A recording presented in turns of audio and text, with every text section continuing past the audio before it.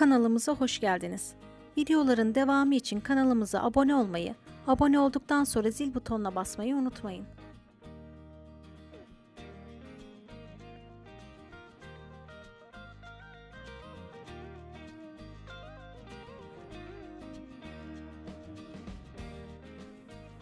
Yeni sezonda Yemin dizisine katılan isimlerden biri de Yağmur Şahbazova oldu. Bu da akıllara Leyla öldü mü, ölecek mi sorularını getirdi.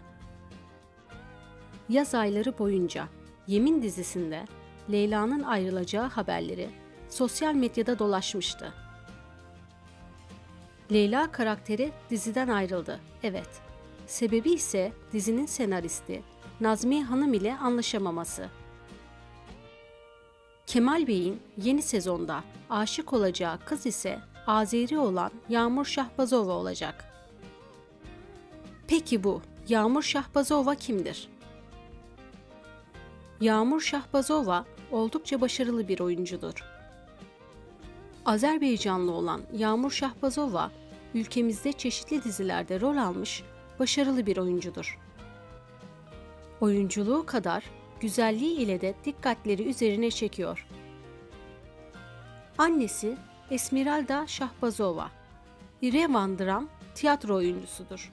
Yağmur'un sanatçı olmak gibi bir düşüncesi yokken annesiyle birlikte gittiği gün onu orada rejisör görmüş ve onu keşfetmiştir. Yağmur Şahbazova'yı ilk keşfeden rejisör Rövşen İshak'tır. Güzel oyuncu Vicdan Hakkı dizisiyle tanınmıştır.